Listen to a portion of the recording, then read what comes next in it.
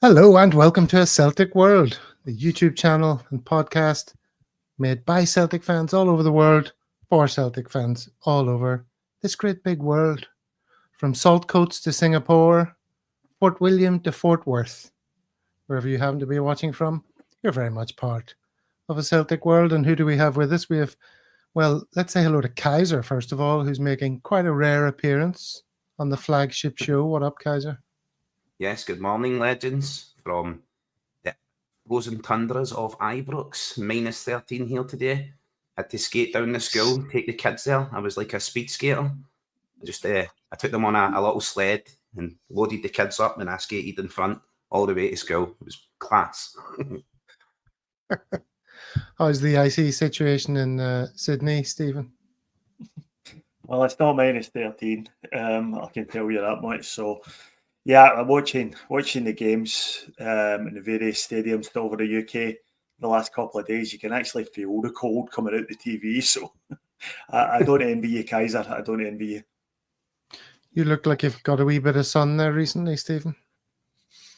Yeah, well, I've been on my holidays here. I'm back to work tomorrow, so I've just been spending the time hanging around the beach like a real bum, doing nothing much but catching some rays, doing a bit of swimming, a bit of snorkeling. So I had a good old time. And when you're standing on the rocks of Manly, do you exude that manliness that gave it its name? Yeah, well, I like to think so. I might let others be the judge of that, though. And what about Jerry in Singapore? Jerry, you look like you're busy doing something. What just responding to someone on something. Yeah, don't let us get in the way. Sorry. They'll just annoy me for the next hour if I don't tell them to fuck off. What was the question? You didn't ask me a question. You said, was I doing something else? Yeah, what are you doing? What am I doing? Yeah. How am I doing? I'm doing all right. I too was caught some sun over the New Year period where a ferry ride away in Bintan. So this red nose is unusual. It got nothing to do with alcohol and everything to do with sun. Lack of sunscreen. How was Bintan? That's got quite a reputation, doesn't it, for people getting up to mischief?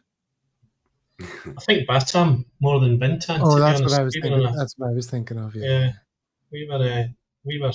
I was with my wife and my son at the Sanchaya, which is a beautiful, beautiful place. Yeah, nice.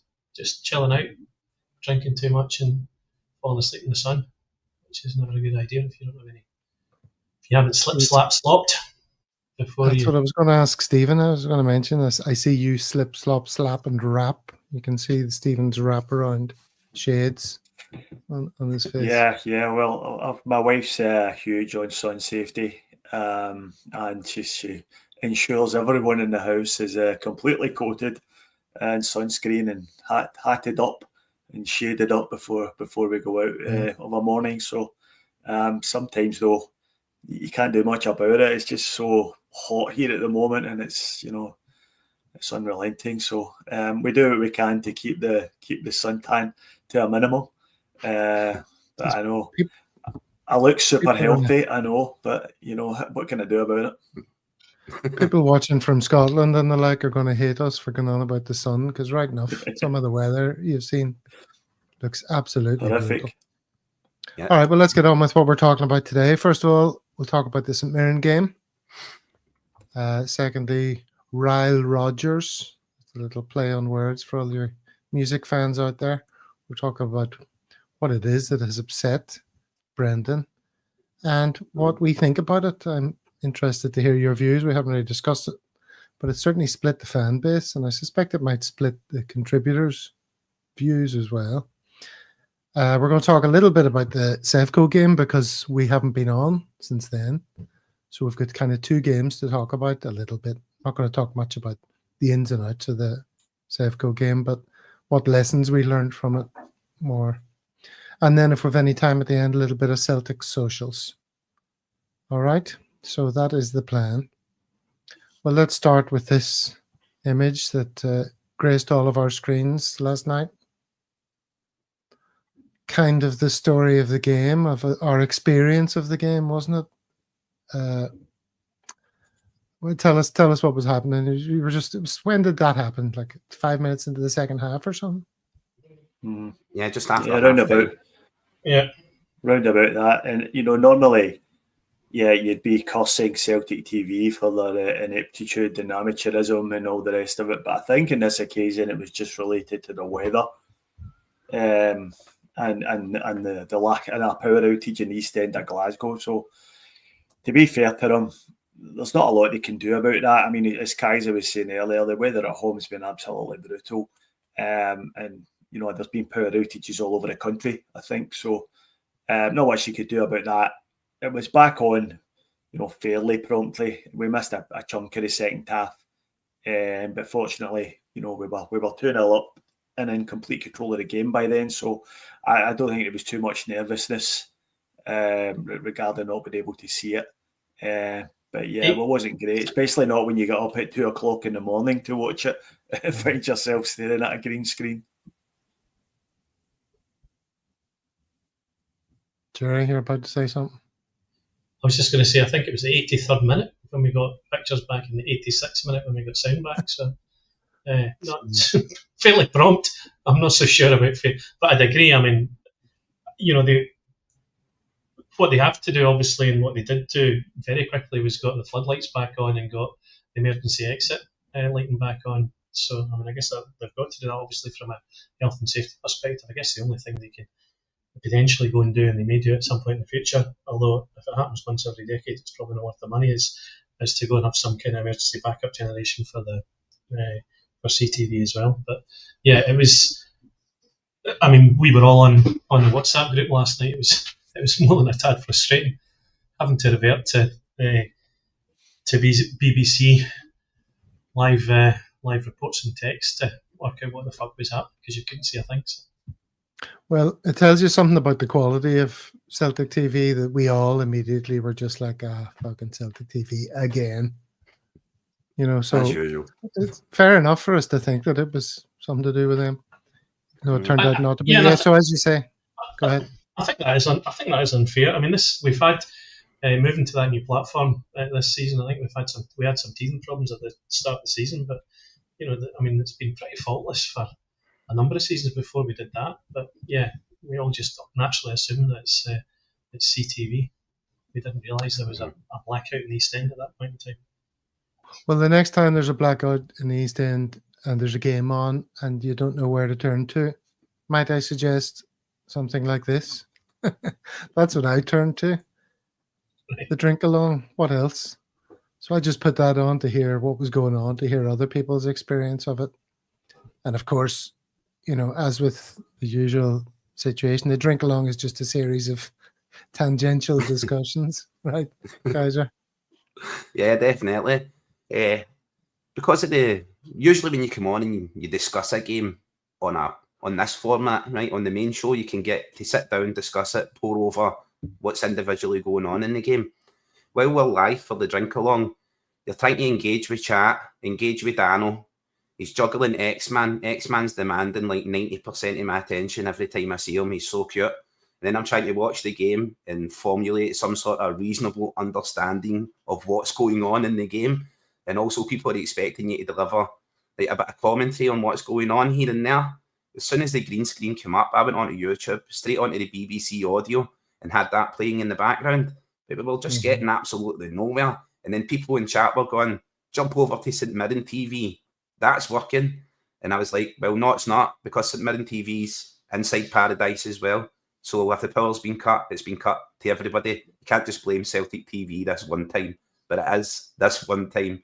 It wasn't Celtic TV's fault for a change. It was a power cut.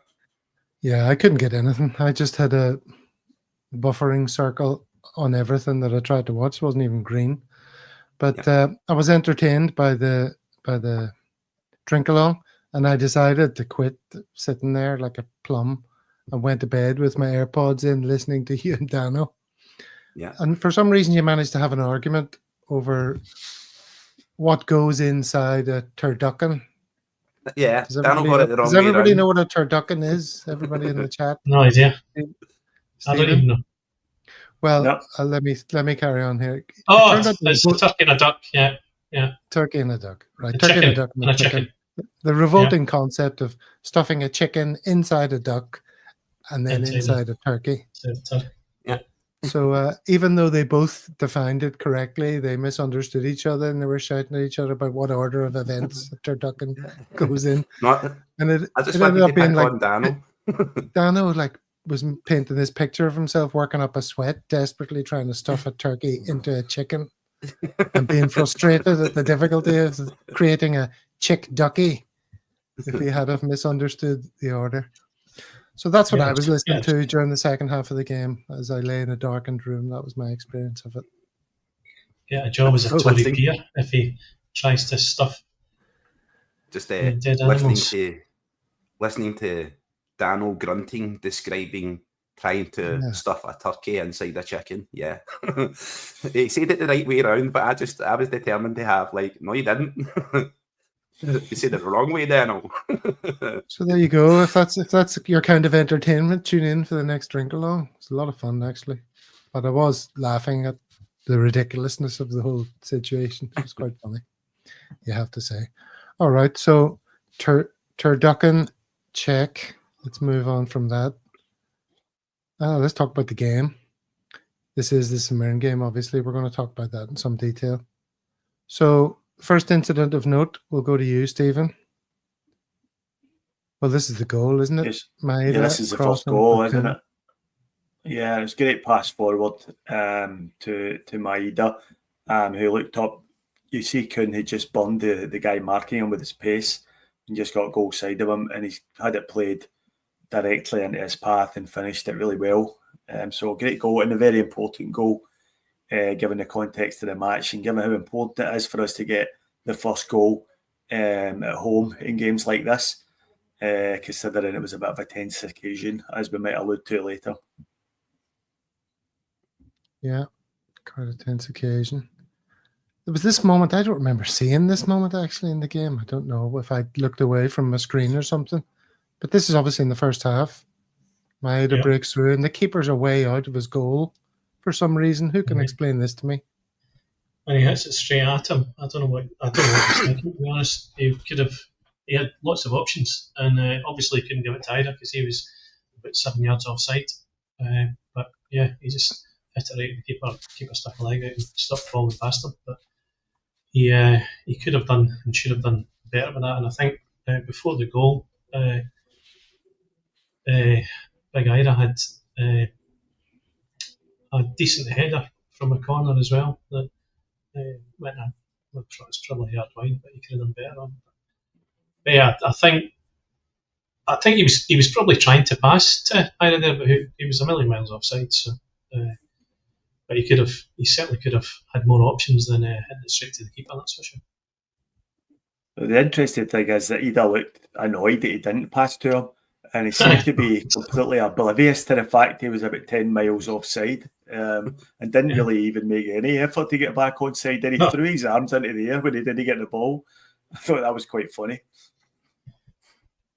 Yeah, in fact, I didn't hear any of the commentary or anything around it, but I just was clipping these moments for the show today.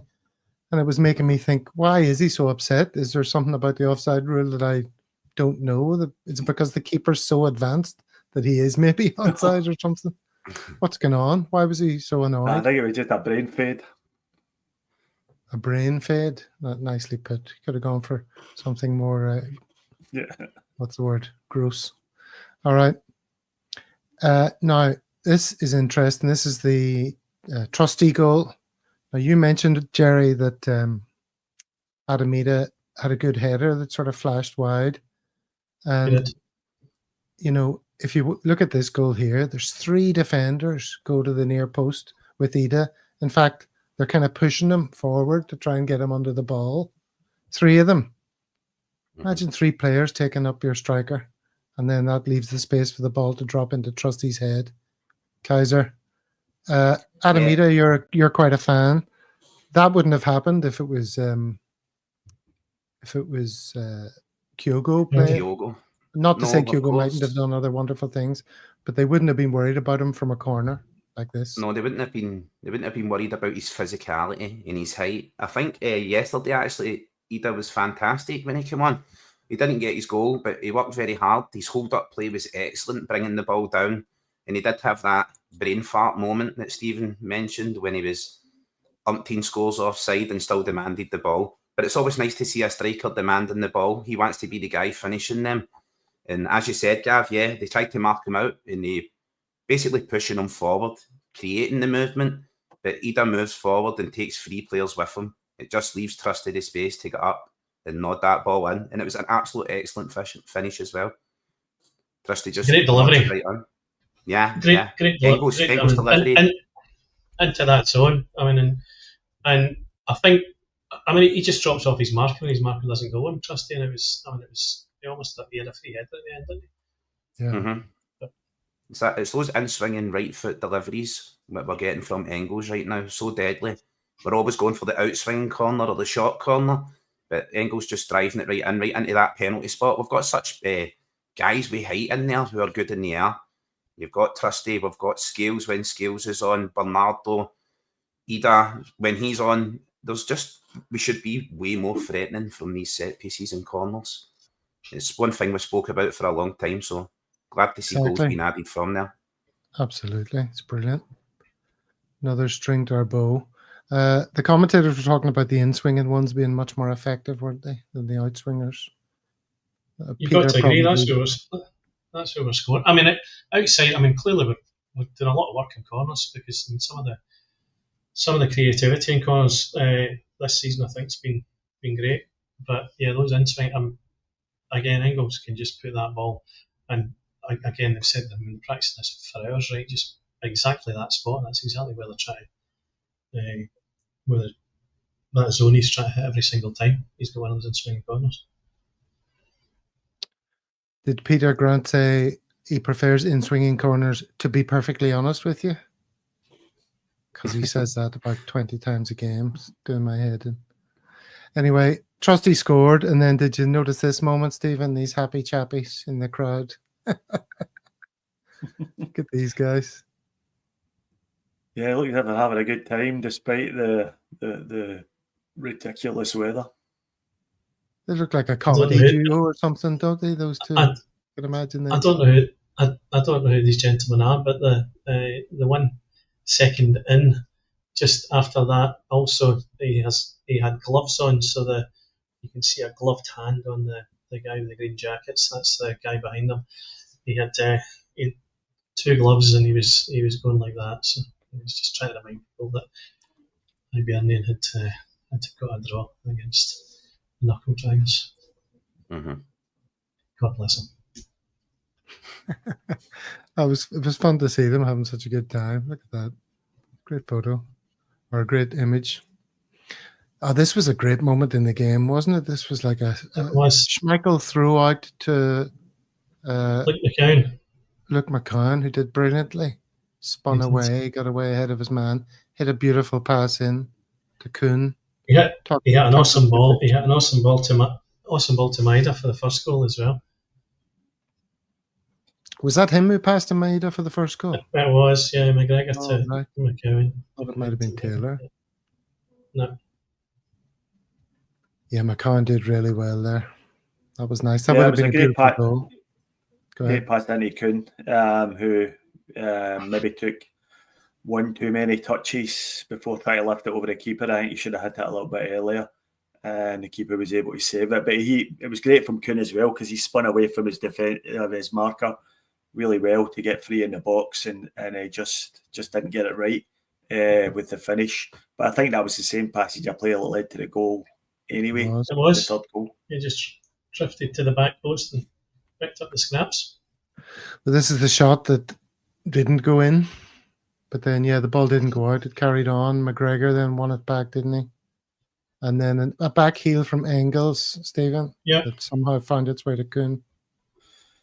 Yeah, I think you have to point the finger here at the St Mirren defence, it was a bit of a slapstick moment for them. The state of them there. Look at the keeper's head. Yeah, I know. I think the defender runs into the goalkeeper who fumbles the ball as a result of that out to Kuhn, who, to be fair, keeps his composure It sticks it into the net, but it was a bit of a comedy moment in the St Mirren defence, and one they won't be likely to see again. That really is comedy. So much comedy. I feel like I need to zoom in on it. Look at the keeper and the defender. That is pure comedy. But Kuhn happy to sweep up the scraps and score another goal. What can you say about him? I mean, he just can't stop being brilliant, can he, Kaiser? Yeah, absolutely electric form this season. It was why it was so tough to watch him at Ibrox, just not be in the game, not be involved, along with a lot of other players at Ibrox that were just not involved, complete no-shows. Yeah, I think Kuhn's fantastic. He's having a real great season. Daizen Maeda as well, having one of the best seasons I've seen in a Celtic shirt as well.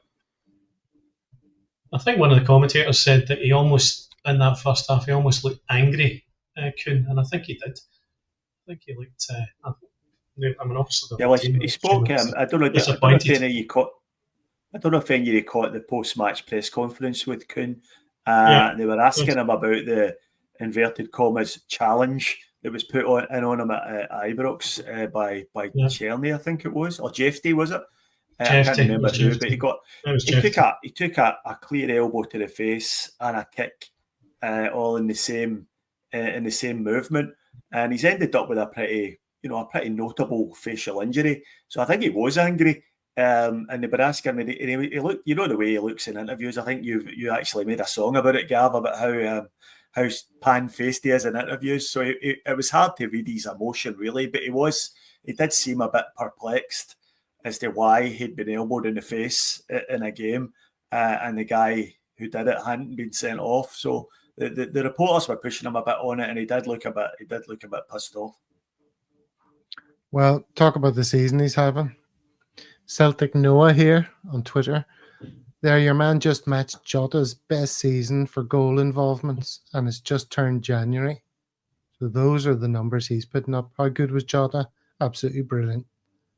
Look at this guy. I think Kuhn has 25 goals and 25 assists right now. I believe that's the stats he's on, Gav. 25 goals. Since he joined the club. Since he joined the club, Kaiser. Yeah, since he joined the club. Yeah. Just overall stats, Jerry, sorry. Yeah. Right. Yeah. Maybe that's true, yeah. That's incredible. Yeah, he's really been on form. Also in his post-match interview, as you mentioned there, Stephen, he said he made some really good noises here. They were sort of trying to push him on whether he thinks he might be off in the summer or something like that. They were intimating that is a move on the cards kind of thing. Or are you happy here? And he says, it's the best team I've played in yet. All the teammates, the staff make it a lot easier for me. They were talking about why have you hit such good form. He says, I think it's just the surroundings. I feel really good. I'm happy to be here. And I remember when he signed, he said he was looking forward to playing for Celtic. He was excited to be here for the next couple of years. He said for the next couple of years. So I think we've got him for a year or two. I suspect he'll be a player for our next season. That's what I'm saying. I think that's his plan. Does anyone else get that feeling or otherwise? Yeah, I don't know if that might be his plan, but I'm not sure if that will be Celtic's plan, to be honest with you. We know that we do sell players, and we try to sell them at the top of their earning potential. So if the good folks at Lennoxtown think that Nicholas Kuhn's at the top of his earning potential, then without a doubt it'll be sold. But I hope not. I hope we get to see him for another season or two, as he is an absolute freak, as was mentioned in one of the comments there. Incredible contribution this season from Kuhn. If we can get 35 million from Stevie and upgrade the position again, then we'll not be complaining. Nah, I mean, if somebody, that's what I mean. If somebody offers 35 million for him, then he's going. Regardless of what his plan is, he'll be going to pastures new. Yeah, I think with his with the clubs he developed at in his youth and how he's came through, people have been looking at exactly how Celtic have managed to unlock his ability, because he's had that potential and that ability at other clubs, but it's never managed to manifest to the playing field. Quite clearly something Brendan Rodgers is doing with Kuhn is working. I found it very interesting that Brendan sort of suggested that Kuhn should perhaps man up a little bit about getting elbowed in the nose and not have been so, I don't know, upset about it. I do think Jeffrey, who raked his leg and then forearm smashed him in the face, deserved a red card. I think the ref was quite right to give the yellow on the spot, but that was for the initial challenge. And then I believe it should have went to VAR, and that should have been upgraded for dangerous play. Because his forearm smashed him right in the face. He knew exactly what he was doing. His arm's at this angle. You know what I mean? It's a bit above the way he's leaning. You know exactly what you're doing when you're playing football there. I knew exactly what I was doing when I played it. And I went into elbows flailing. I was a midfield enforcer. I can imagine you were right dirty player, Kaiser. Yeah. 2 maces. 2 mace. And there was real force in the elbow as well. That was the key for me. It was real force in it. So he was actually probably quite fortunate to escape without a broken jaw or a broken cheekbone. Because if he caught him at a different part of the arm, that would have definitely been a real possibility. So I agree with Kaiser. It was a red card all day long. Yeah. Mahesh, one thing we talked about doing was maybe pulling up some of your comments from before the Rangers game. I forgot to do that actually because we're mostly talking about the Mirren game today. But you were getting some praise in our chat for some of the things that you said in advance of that game, when a lot of others were sort of getting a bit carried away with 5-0, 6-0. Some lunatic might have even said 7-0, Jerry, score lines. But you say 7-0 every week, so that's fair enough. I do. We'll get there eventually. Yeah. Yeah, you'll be right one of these days.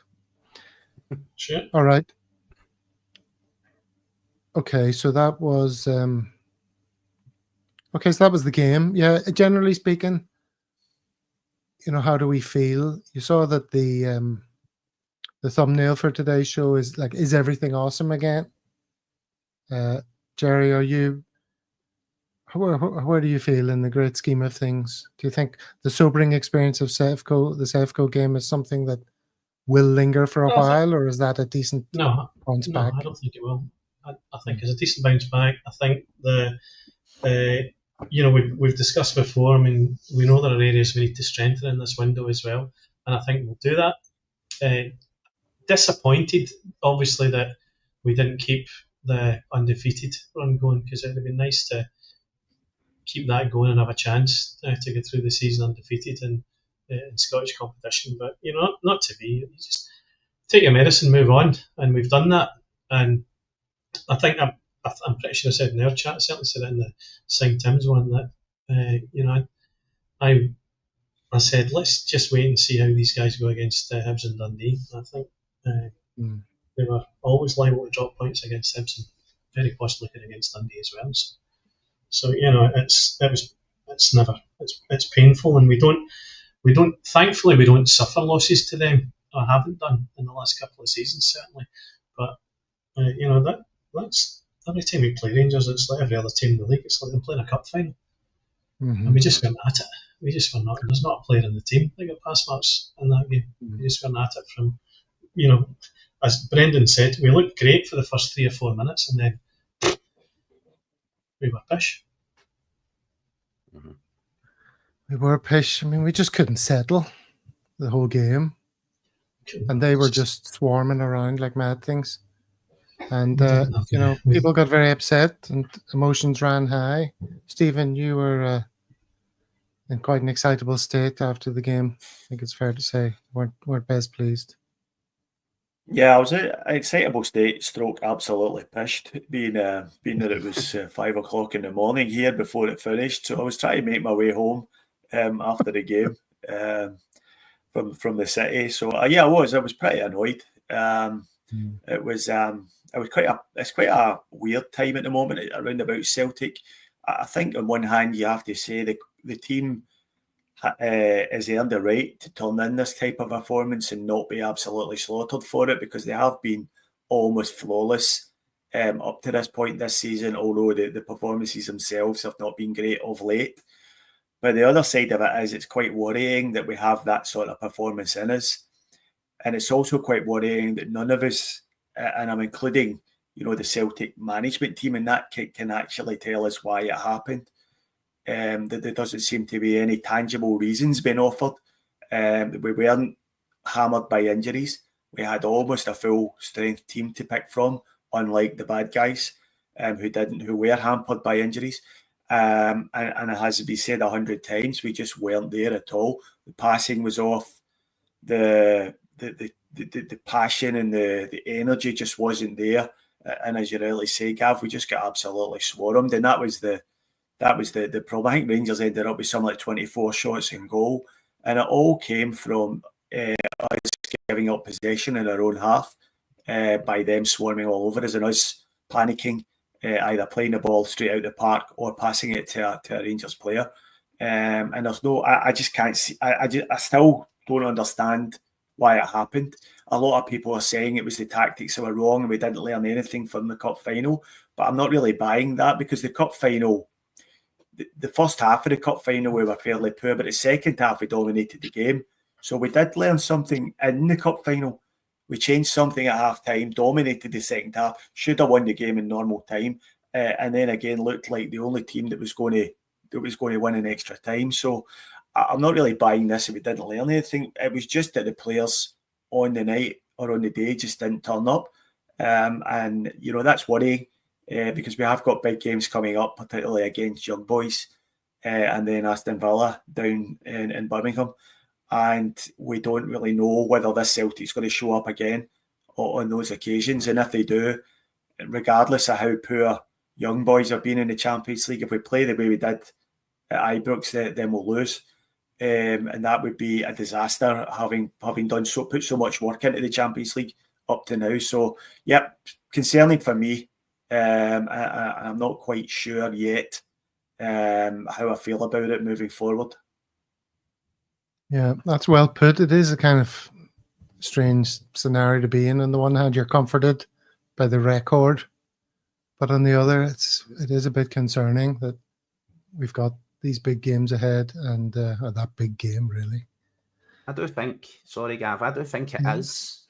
It's explainable. I'm kind of on the other side of the fence for where Stephen is there about the cup final and what we should have learned from the cup final, and how Brendan came out, completely failed to tactically adjust, completely inept, basically took the game from the cup final where Rangers managed to match us in terms of scoring 3 goals against us, and we scored 3 goals against them. They were bringing the team, they were moving their midfield very high up on the striking line and overcrowding our midfield. We couldn't string free passes together at Ibrox. And then there was no adjustment. There was no tactical nuance. There was no change. And we can see that for Brendan, for me. His level of frustration in the comments after today's game. Yesterday's game, he was choking to get that off his chest. His frustration with Nicholas Kuhn. He obviously feels Kuhn should have done something at Ibrox, picking that ball up and running it. As Mahesh says there in the chat, we proved that we could get at Rangers down the right-hand side with Alistair Johnston and Nicholas Kuhn. So I think we should have continued to do that. Rangers just came right up on us and stopped us playing. They stopped us playing in midfield. We couldn't string 3 passes together.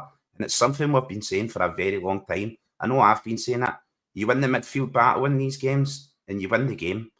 Rangers crowded the midfield. It left Greg Taylor pinned back in the left-hand side, because every time he tried to invert, the Rangers player, who's their most on-form player, Tierney, I think it is, he went out on the right-hand side and just occupied the empty space. So Taylor was pinned back. He couldn't reinforce the midfield. We were left with a 3-man midfield. Brendan made a stupid decision, because after 15 minutes, I was screaming at the screen to get Hatate off and get him replaced, because he was just having a mare. But Brendan, for some reason, took off Bernardo and left Hatate on. So you got to look at that. For me, that's indicative of Brendan's comments after the game yesterday. He's out all guns blazing, looking to prove points and, put the fans in their place. Don't boo my players for passing the ball back Well, no one booed you at Ibrox, and you done fuck all there. So don't blame us, Brendan. Find it out yourself. Okay. We didn't have any fans at Ibrox, to be fair, guys. Just as well. No one was booing the back. No one was booing the back passes. Then no one was criticising the players for making mistakes, and they never fixed it themselves. So you can't blame that on the fans. That's what I'm trying to say. There was no fans there. You can't say the fans booing affect the players. Well, what happened at Ibrox then? Because the players were fucking shite, and there was none of your fans there. So you can't put it all on the fans' door. I tell you what you're saying, Kaiser, about the tactics and all that, but at the end of the day, any time we play, teams aggressively press us. That's what they do. They aggressively press our defenders and try and stop us getting the ball into midfield. Now, some are successful, some are not. It was the same tactics. Aberdeen tried to do the same thing to us in the Cup semi-final, and we absolutely murdered them. So the tactic, it's not inherently the tactics themselves, but the problem is if you're being pressed, you have to be able to pass the ball under pressure, and you have to be able to receive a pass under pressure. And for a player to receive a pass under pressure and move it on again quickly, that pass has to be pinpoint accurate. Now, you can't get that wrong if it's a yard the wrong side of the player, or if it's over hit or slightly under hit, then you're stuffed. And that's what happened. There was too many passes, and the Rangers' first goal, which was the crucial one, which turned the game, and Rodgers is correct, we were on top for the first few minutes of the game. Then Liam Scales plays a really bad pass into midfield. Rangers pick up possession and break on us with numbers, and they get the goal. And that was the problem. And Scales was really the principal villain in this piece for that aspect of the game. You're right, Hatate was terrible. And for that, yeah, I do think you're right. Rodgers has to carry the can for that, because he kept Hatate on to the 75th minute. And everyone who I was with watching the game was screaming for him to get substituted at least at half time, if not before. So I don't understand that.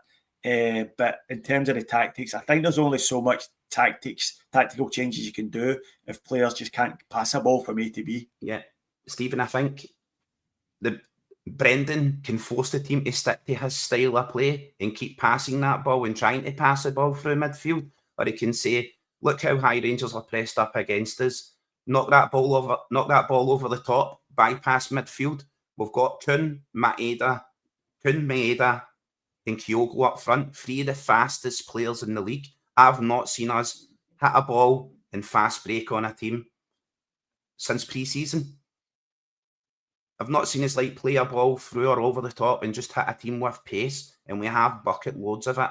Brendan, in my opinion, should have looked at the game, looked at the way Rangers were pressing, looked at what was happening with our midfield, as you said, Stephen, a bit loose, the pass wasn't coming off correctly, and went, just bypass that, just knock that over the top and get us progressing up the pitch, put Proper in that under pressure at the back, because we know he's absolutely woeful.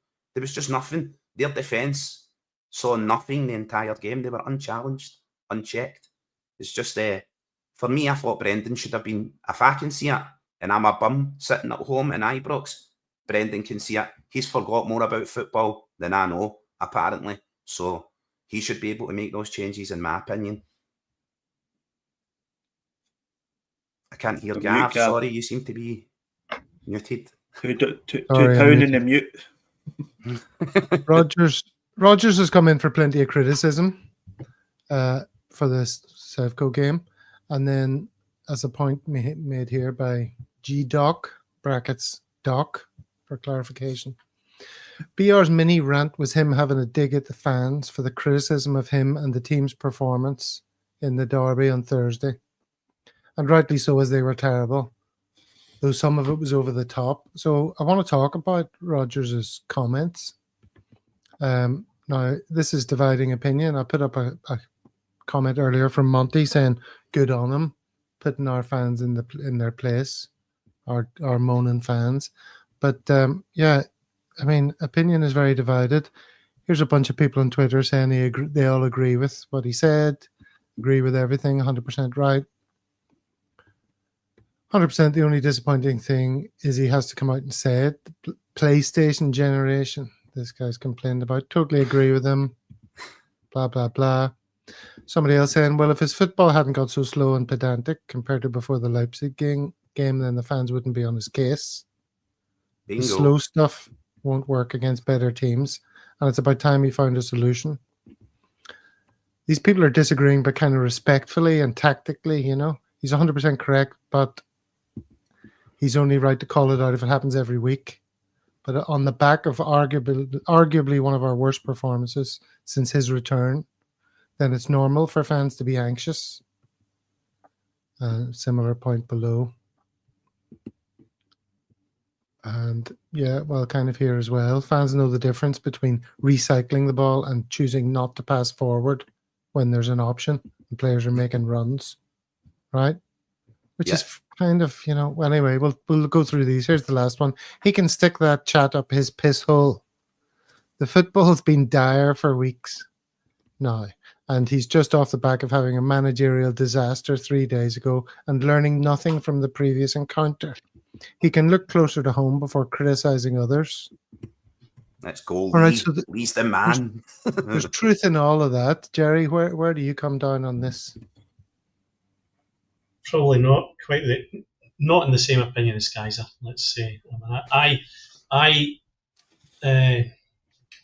understand the frustration, but I have sympathy and agree to a great extent with Brendan and his comments, particularly as they pertain to Greg Taylor. I mean,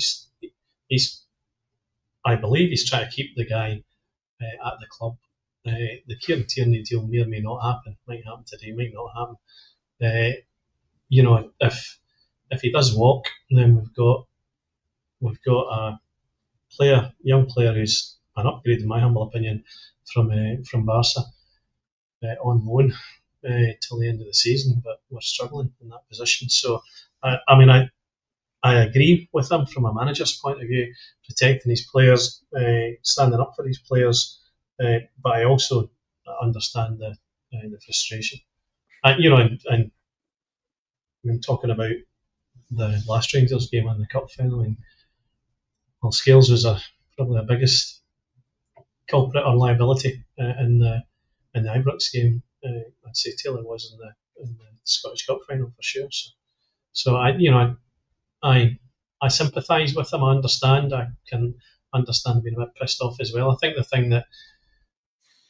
the one thing that 100% I agree with is Brendan Rodgers saying, you know, you put yourself in his position, in the Greg Taylor position, you know, and if Brendan Rodgers put himself in that position, if the fans were singing for another manager when he was on the sidelines, then he wouldn't be best happy. So I think it's fair enough.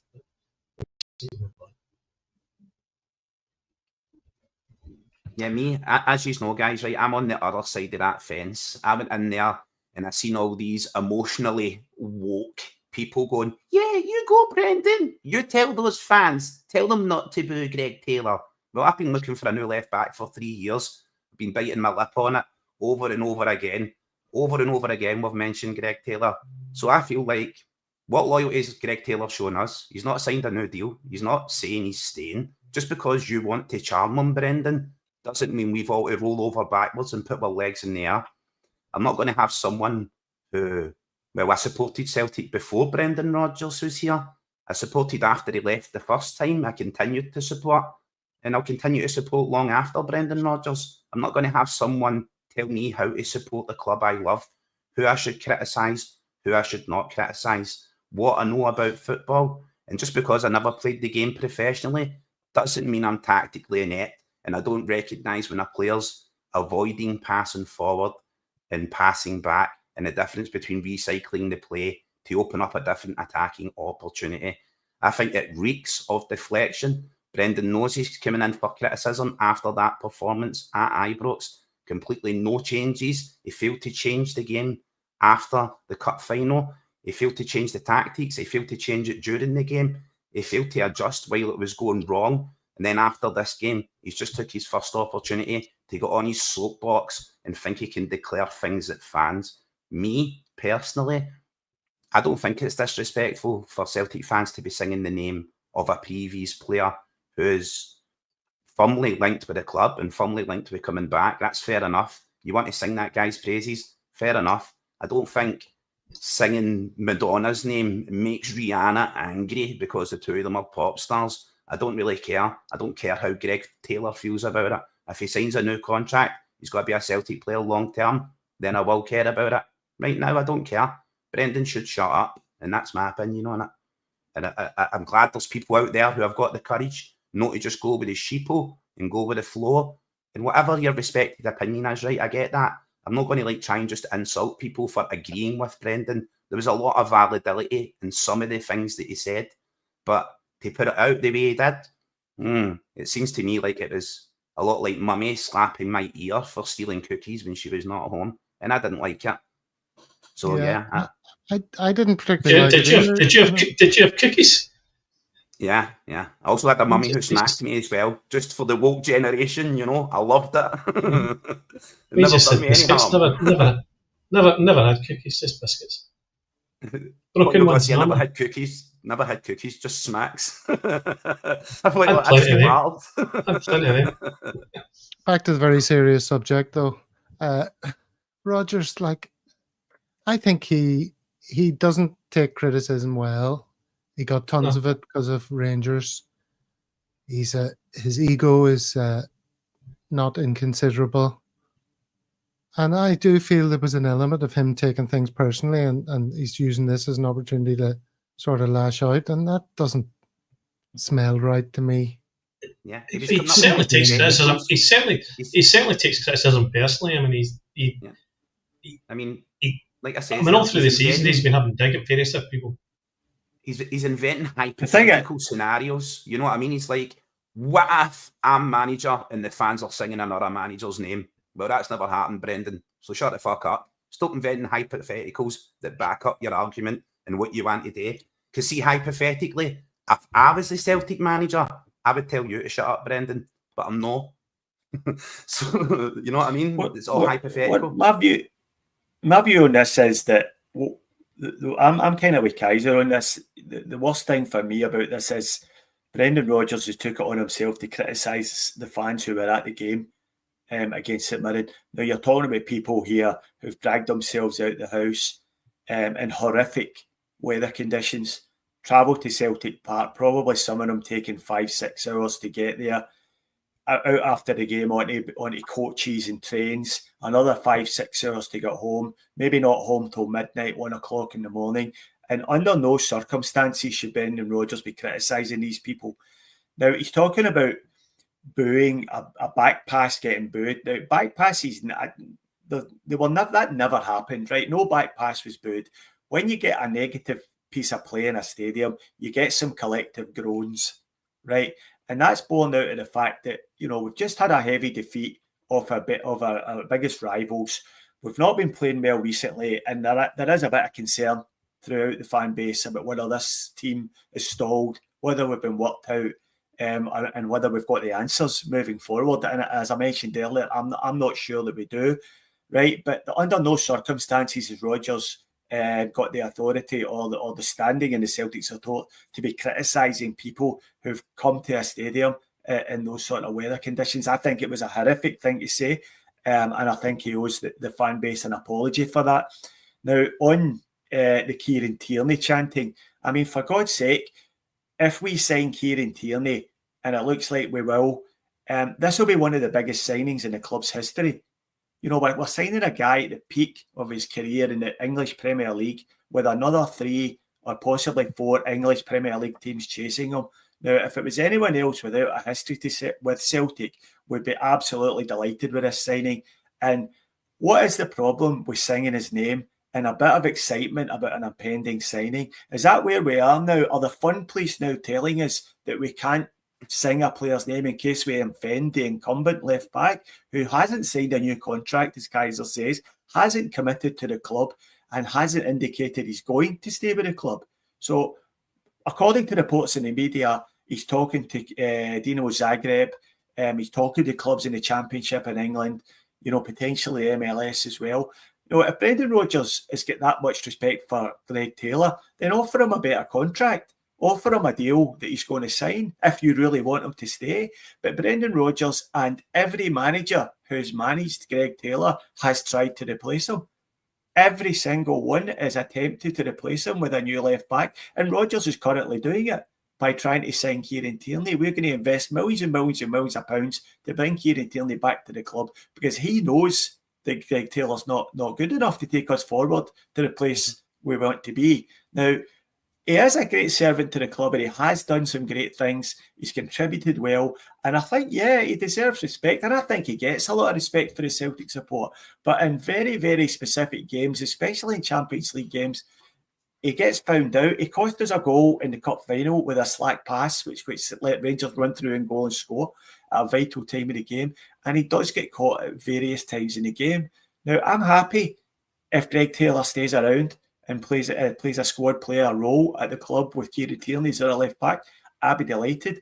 But there's absolutely nothing wrong with me or the Green Brigade or Kaiser or Jerry or anyone else in the Celtic support being excited about Kieran Tierney coming back. Absolutely nothing wrong at all. Yeah, ill thought out comments, I think, by Rodgers. He's very good when he says what he practiced in the mirror the night before with a hairbrush in his hand. Then he makes great comments. This was off the cuff. And what he's basically saying is you're not allowed to be excited. You're not allowed to express excitement or disappointment in Celtic Park. I mean, what? I hate being told how to behave at a football game. It's like the market decides if your product is any good. The fans are allowed to express emotions. That's what it's all about.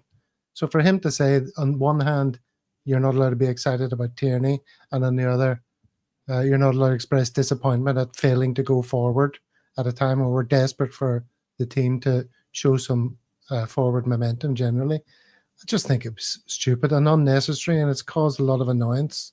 And he ought to have not bothered. I think he should have been counting his blessings, Gav, because large sections and large swathes of the Celtic community basically took the game at Ibrox and went, okay, that's going to happen. Water off a duck's back. Let's press the reset and go again. He never received the amount of flack he should have been receiving for it. And I do think he's got a wee bit inside his own head there before that interview and what he was like trying to win Greg Taylor over. It reeks of already importing my new girlfriend from Asia, and I'm still trying to keep this girlfriend that I've got here on the burner. So I'm telling all yous not to pick on her. Don't yous pick on my girlfriend. She's got hard times coming. I've got a new wife in the post. Shut up, Brendan. You know what I mean? He thinks we are like mentally. Is that the case, Kaiser? Yeah, you got a wife.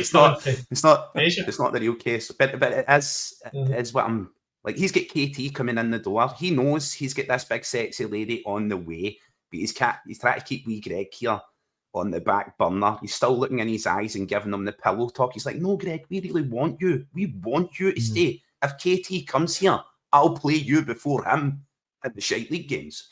Yeah, I think it was all in the delivery. It was all in the delivery from Rodgers, because there's a way he could have said all this stuff without being as aggressive about it, without being as in your face. And you're right. I got a message from my son today saying it gave him vibes of getting a row for your teacher because you've been taking a piss out a substitute teacher. It just the way he delivered it, and he was just saying, "No, you shouldn't be doing this.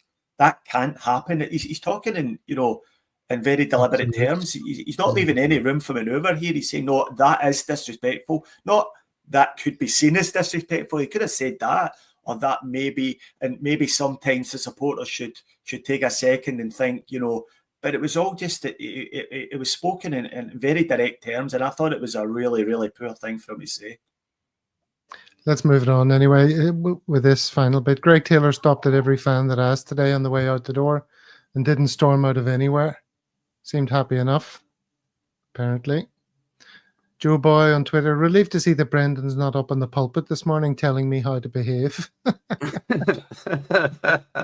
a pretty good one. Yeah. And Rodgers is right to call out snowflake Celtic fans, say the Daily Record. When the forces of darkness are agreeing with you, you've done something wrong. Well, let's look at the forces of darkness, because some of their stuff recently. Did you see this? I thought this was a joke. I thought this was someone on Twitter making up the most ridiculous headline they could to show the Daily Record being, run by Rangers fans. This was real, a real tweet, wasn't it? Real headline. World media Yes. reacts to the magic of Ibroxonia as astonishing Rangers' brilliance triggers a global concern about Celtic. Blue Heart.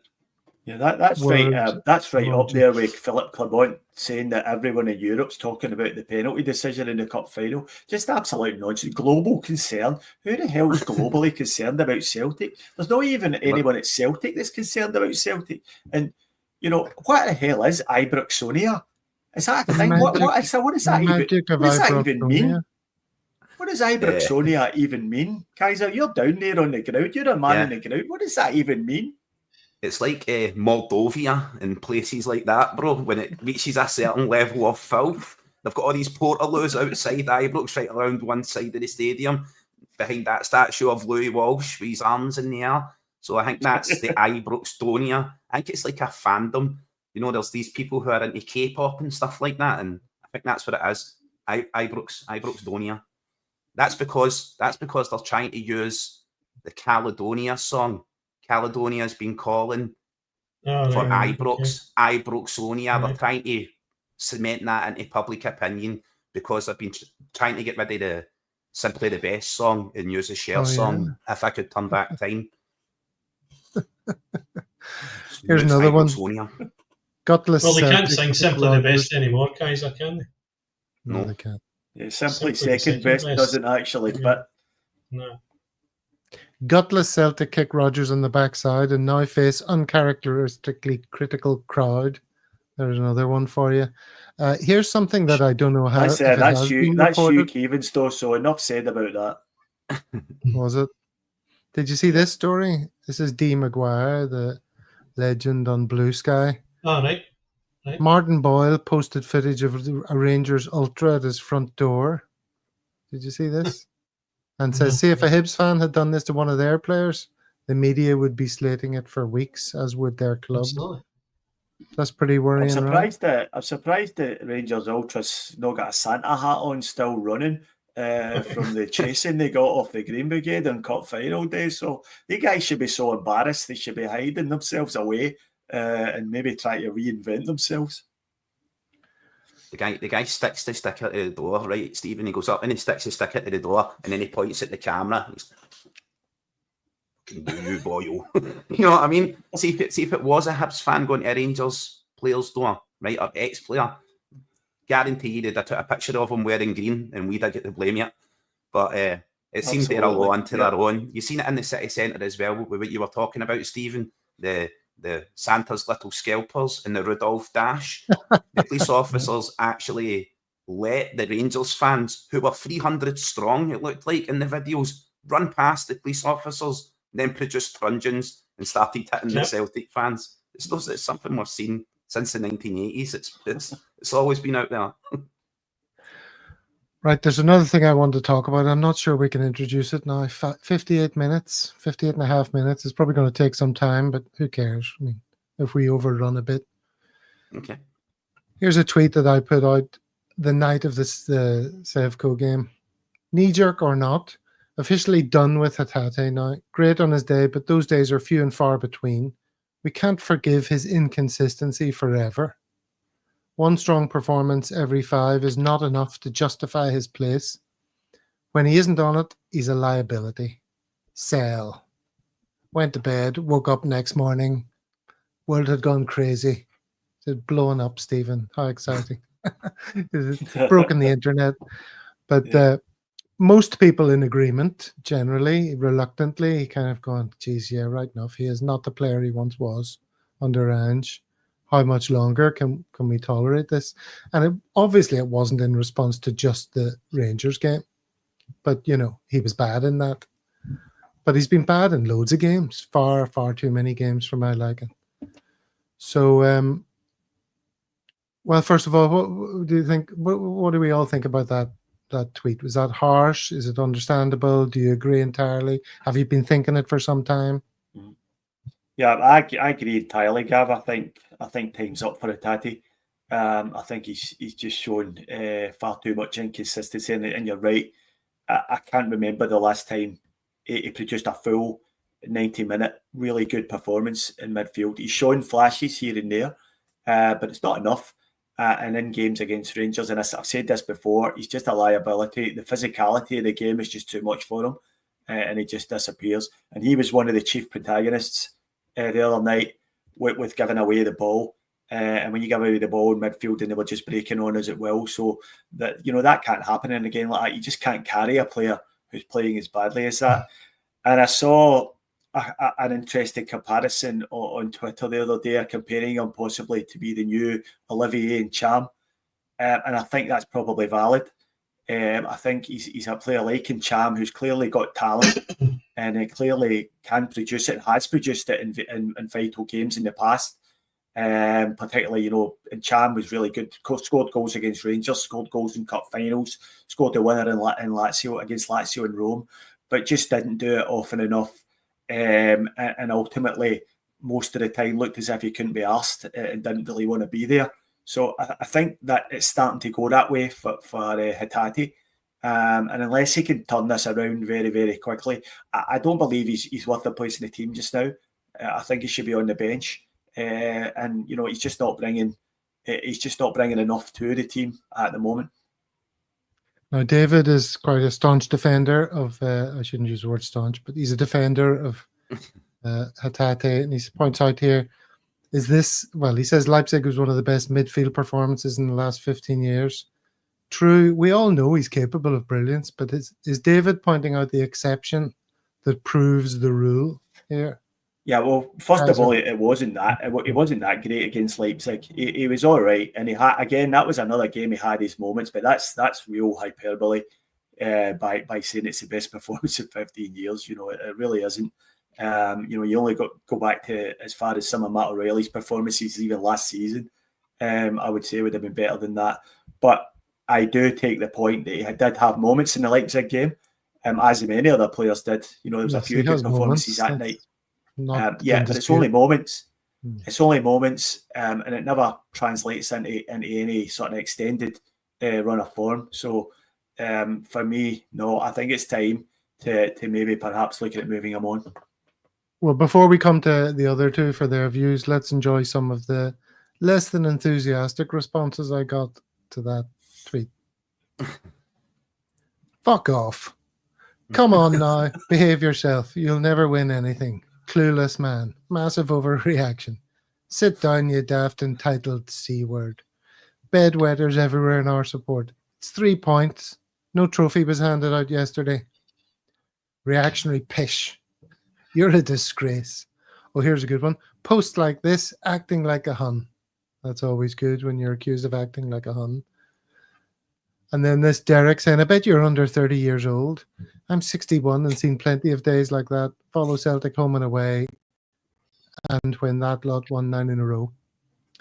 So, a lot of people not happy when you say things like this. The first one was the best one. Short and to the point. Simplest ones often do cut right to the bone, don't they? That's it on that social media. Jerry, would you like to add your comments to that list? Mm-hmm. I think you're a cunt. I would never say that with you, Gav. You're a C-word. You're a C-word. And you're certainly not 30, under 30, that's for sure. I think he needs to be benched. I thought he did all right from what I saw of him last night coming off the bench, but I do think that's where he's. The one instance when he gave the ball away in the Ibrox game, and he looked like he couldn't even be bothered running back after giving it away. He was 20 yards off the base of the person that he gave the ball away to. I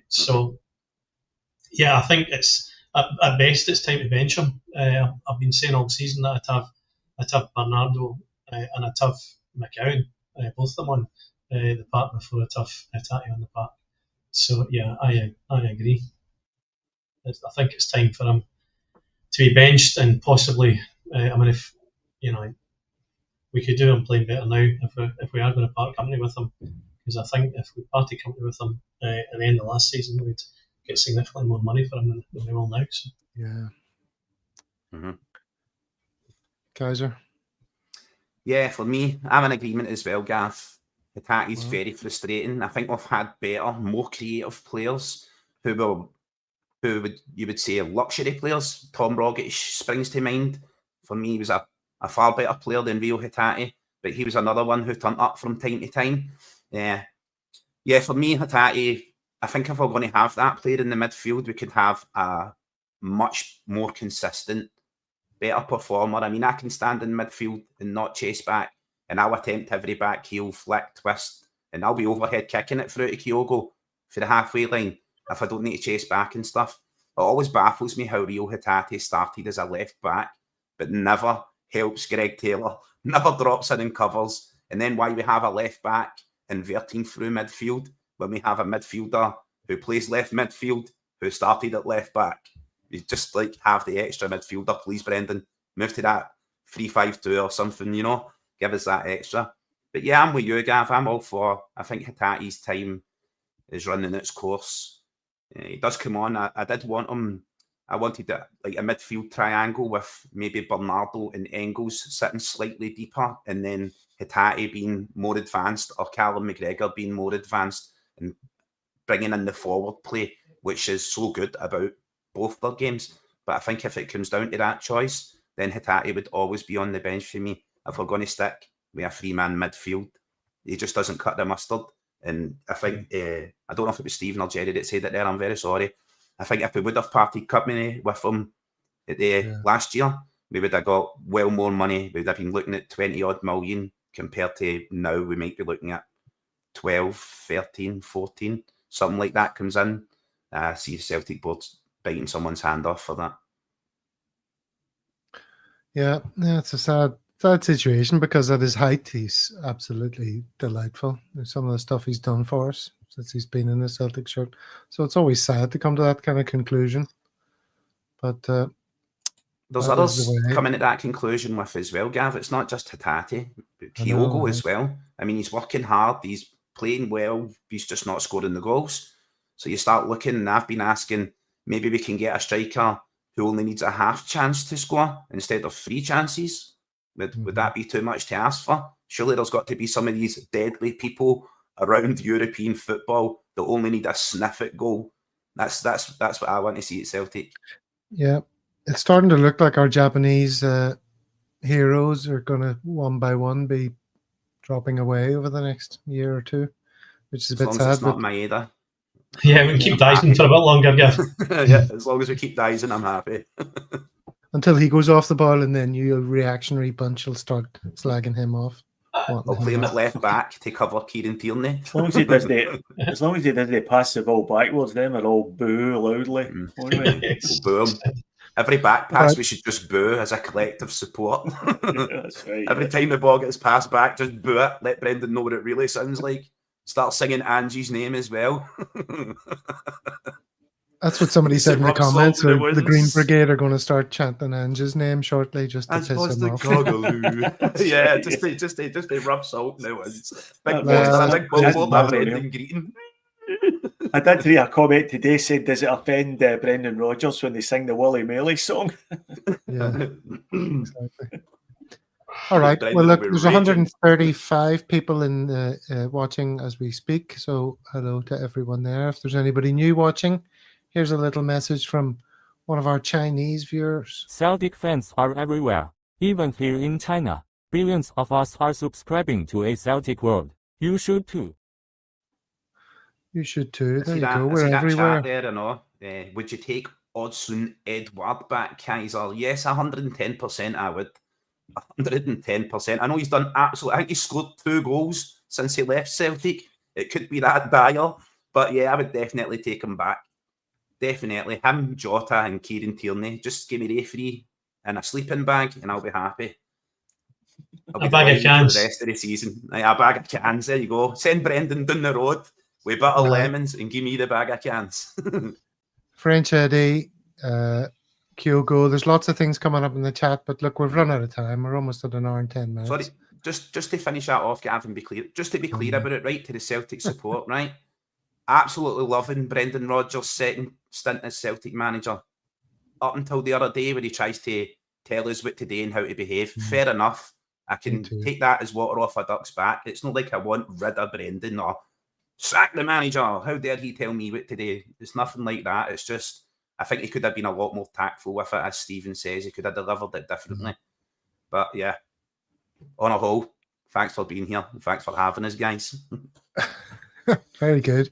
Good show tonight. Enjoyed that. Talked about lots of stuff. Got a few things off our chest. And look, onwards and upwards.